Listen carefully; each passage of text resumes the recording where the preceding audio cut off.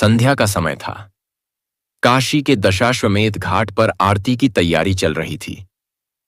प्रधानमंत्री नरेंद्र मोदी साधारण वेशभूषा में बिना किसी सुरक्षा घेरे के चुपचाप घाट की सीढ़ियों पर बैठे थे। उनकी आंखों में थकान थी, पर भीतर एक अजीब सी बेचैनी भी। अचानक भीड़ के बीच से एक 10 साल का लड़का आया। उसके कपड़े साधारण थे, लेकिन आंखों में गहरी चमक थी। वह सीधे मोदी जी के पास जाकर खड़ा हो गया। कुछ पल दोनों खामोश रहे। फिर लड़का धीमी लेकिन दृढ़ आवाज में बोला, प्रधानमंत्री जी, मैं आपको आपकी मृत्यु के बारे में बताने आया हूं। मोदी जी चौंक पड़े। उन्होंने ध्यान से लड़के को देखा और सोचा, ये कौन है? इसे कैसे पता कि मैं कौन हूं? और ये इतनी बड़ी बात कह कैसे रहा है? मोदी जी ने गहरी आवाज में पूछा, तुम्हें मालूम है तुम किससे बात कर रहे हो? लड़का मुस्कुराया। उसकी आंखों में रहस्यमयी ठंडक थी। हाँ, आप नरेंद्र मोदी हैं। आपके नाम और काम से पूरी दुनिया वाकिफ है। लेकिन मैं वो जानता हूं जो कोई नहीं जानता, आपकी मृत्यु का रहस्य। मोदी जी कुछ पल चुप रहे। हवा तेज बह रही थी। दीपक लहरों में हिल रहे थे। उनके मन में सवालों का तूफान था। यह लड़का कौन है? इसे मेरी असलियत कैसे पता चली? क्या यह सचमुच मेरी मृत्यु देख सकता है, या यह किसी बड़ी चाल का हिस्सा है? गंगा किनारे खामोशी थी। मोदी जी ने लड़के की आंखों में गहराई से देखा और धीमी आवाज में कहा, तुम कौन हो? साधारण बच्चे जैसे लगते हो, लेकिन बातें ऐसी कर रहे हो जैसे युगों युगों का रहस्य जानते हो। लड़का हल्का मुस्कुराया। उसकी आवाज में न कोई डर था, न कोई हिचकिचाहट। मैं कोई साधारण लड़का नहीं हूं प्रधानमंत्री जी। लोग मुझे कालदृष्टा कहते हैं, समय का देखने वाला। वह बोला, मेरा जन्म काशी के पास एक छोटे से गांव में हुआ। बचपन से ही मेरे सपनों में ऐसी घटनाएं आती थीं जो अगले ही दिन सच हो जाती थीं।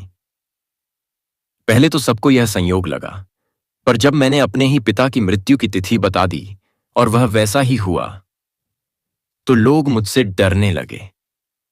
मोदी जी की आंखें गहरी हो गईं। लड़का आगे बोला, गांव वालों ने मुझे अभिशाप कहा, पर कुछ साधु मुझे वरदान मानते थे। मैंने गंगा किनारे साधुओं के बीच रहना शुरू किया। वहीं मुझे समझ आया कि मुझे भविष्य देखने की शक्ति मिली है। लेकिन यह शक्ति आनंद नहीं देती, यह बोझ है। लड़के की आवाज गंभीर हो गई। प्रधानमंत्री जी, जब भी मैं किसी इंसान की आंखों में देखता हूं, तो मुझे उसके जीवन की परछाइयां दिखने लगती हैं। अतीत, वर्तमान और आने वाला भविष्य, सब कुछ। पर एक नियम है, मैं तिथि और समय किसी को नहीं बता सकता, क्योंकि वह राजा अगर खुल जाए तो इंसान अपना जीवन खुद बिगाड़ लेता है। मोदी जी ने पूछा, तो तुम मेरे बारे में क्या देखते हो? लड़के ने गंगा की लहरों की ओर इशारा किया। मैं देखता हूं कि आपका अंत साधारण नहीं होगा। यह काशी की धरती पर होगा, और जब होगा तो उसका असर केवल आप पर नहीं, पूरे भारत पर पड़ेगा। मोदी जी गहरी सोच में पड़ गए। उनके मन में सवालों की झड़ी थी। क्या यह लड़का सच कह रहा है, या यह केवल मेरे मन को विचलित करने आया है? और अगर सच है तो मैं क्या करूं? लड़के की आंखों में रहस्यमयी चमक दौड़ गई। वह धीरे धीरे बोला, प्रधानमंत्री जी, आपका जन्म साधारण नहीं था। आपका जन्म उस शुभ मुहूर्त में हुआ था जिसे आकाशीय पंडित कालचक्र का द्वार कहते हैं। इस मुहूर्त में अब तक पृथ्वी पर केवल 7 लोग ही जन्मे हैं, और आप 8वें हैं। मोदी जी हैरान रह गए। सिर्फ 7 लोग और मैं 8वां?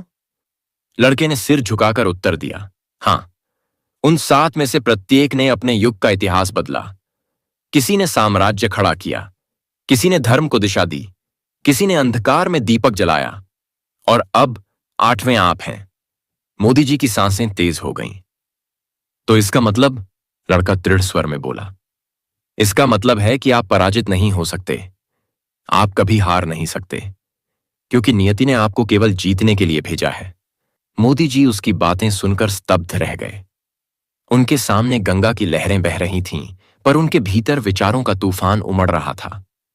लड़के ने गंगा की ओर देखा और शांत स्वर में कहा, प्रधानमंत्री जी, आपकी मृत्यु कब होगी यह मैं बताऊंगा, लेकिन उससे पहले आपको यह जानना होगा कि मैं झूठ नहीं बोलता।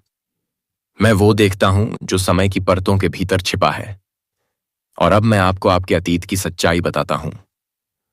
लड़के ने मोदी जी की आंखों में देखा और बोला, आप जब छोटे थे तब वडनगर स्टेशन पर चाय बेचा करते थे। कभी आपने सोचा भी नहीं था कि वही हाथ जो कुल्हड़ में चाय परोसते थे एक दिन भारत की तकदीर लिखेंगे। मोदी जी स्तब्ध रह गए। उन्होंने सोचा, यह लड़का मेरे बचपन की बात कैसे जानता है। लड़का आगे बोला, एक बार आपके मित्र ने आपसे कहा था, तू बहुत बड़ा आदमी बनेगा। तब आपने हंसकर जवाब दिया था, मैं गरीब का बेटा हूं, मैं कहां बड़ा बनूंगा। लेकिन आज देखिए, वही आप भारत के प्रधानमंत्री बने। मोदी जी की सांसें थमसी गईं। यह वाकया उन्होंने कभी सार्वजनिक रूप से नहीं बताया था। लड़के ने अपनी आवाज और गहरी कर ली। गुजरात में जब संकट आया था और सब ओर आग फैली थी, तब आप अकेले बैठकर रोए थे और कहा था, हे भगवान, क्या मैंने देश की सेवा के लिए ही जन्म नहीं लिया। उस रात आपकी आंखों से निकला हर आंसू गंगा तक पहुंचा था। आज भी उसकी लहरों में आपकी पुकार गूंजती है। मोदी जी की आंखें भर आईं। उन्होंने सोचा, यह लड़का ये सब कैसे जान सकता है। यह तो वही जानता है जो मैंने कभी किसी से साझा ही नहीं किया।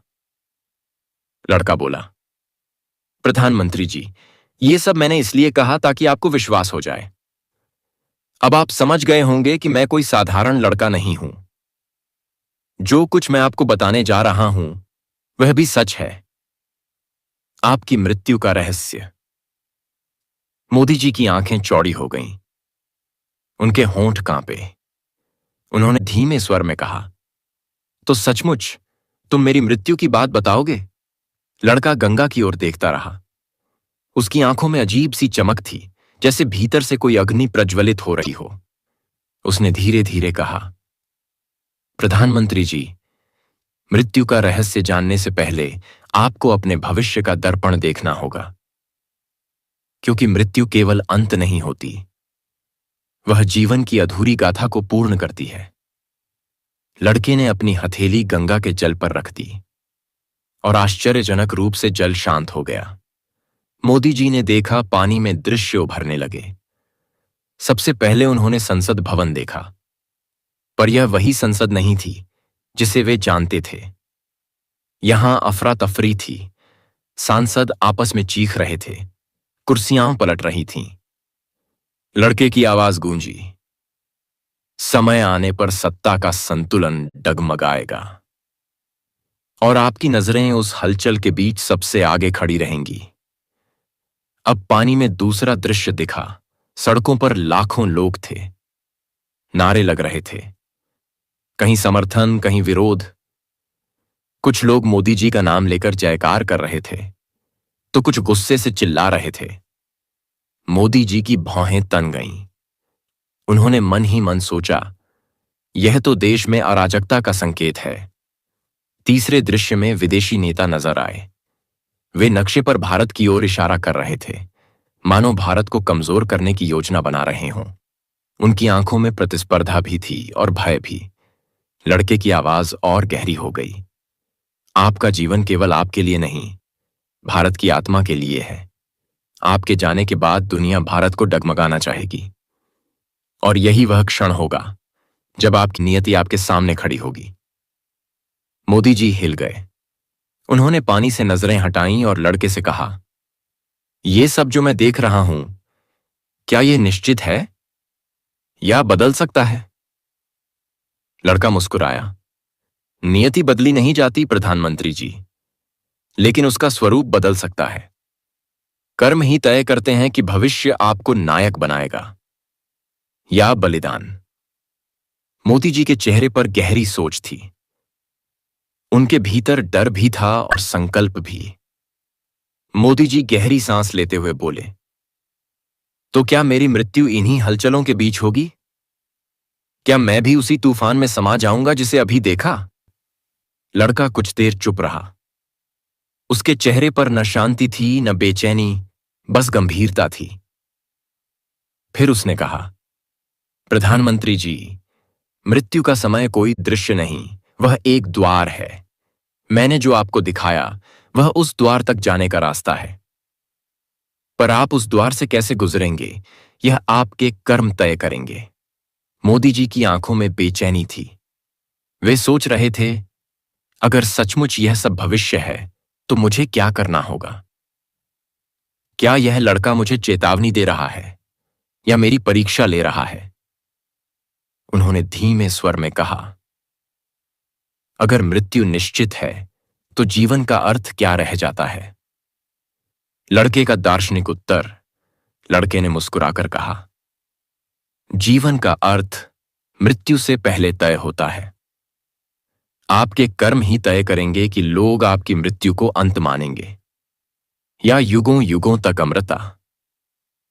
इतना कहकर लड़का अचानक खड़ा हो गया और बोला, प्रधानमंत्री जी, आपकी मृत्यु का सच मैं बताऊंगा, पर उससे पहले आपको यह समझना होगा कि क्यों आपका जन्म हुआ था। जब तक आप जन्म के उद्देश्य को नहीं समझेंगे, मृत्यु का रहस्य आपके लिए बोझ बना रहेगा। गंगा किनारे रात गहराने लगी थी। दीपों की लौ अब धीरे धीरे बुझ रही थी, पर वातावरण में एक अनोखी ऊर्जा थी। मोदी जी ने लड़के से अंतिम बार पूछा, तो क्या मैं जान पाऊंगा कि मेरी मृत्यु कब और कैसे होगी? लड़का शांत भाव से मुस्कुराया। उसकी आंखें गंगा की लहरों पर टिकी थीं, जैसे वहां से कोई गहरा संदेश आ रहा हो। प्रधानमंत्री जी, आपकी मृत्यु की तिथि और समय मेरे पास है, पर यदि मैं अभी बता दूं तो आप उस दिन की प्रतीक्षा में अपने जीवन का हर क्षण खो देंगे। और अगर मैं न बताऊं तो आप कर्म करते रहेंगे और वही कर्म आपको अमर बना देंगे। मोदी जी स्तब्ध रह गए।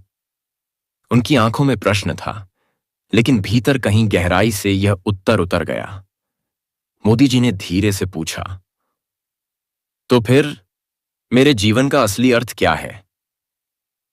लड़का उनकी ओर देखते हुए बोला, आपके जीवन का अर्थ यह है कि जो आप देश के लिए कर रहे हैं वह युगों युगों तक कोई और नहीं कर पाएगा। आपका नाम मृत्यु से नहीं मिटेगा, बल्कि आपके कर्मों से अमर रहेगा। इतना कहकर लड़का उठ खड़ा हुआ। उसने हाथ जोड़कर प्रणाम किया और बोला, मृत्यु का रहस्य आपके साथ रहेगा, पर आपके कर्म ही आपको युगों युगों तक जीवित रखेंगे। अब यह आप पर है कि आप नियति से डरते हैं या नियति को कर्म से पराजित करते हैं।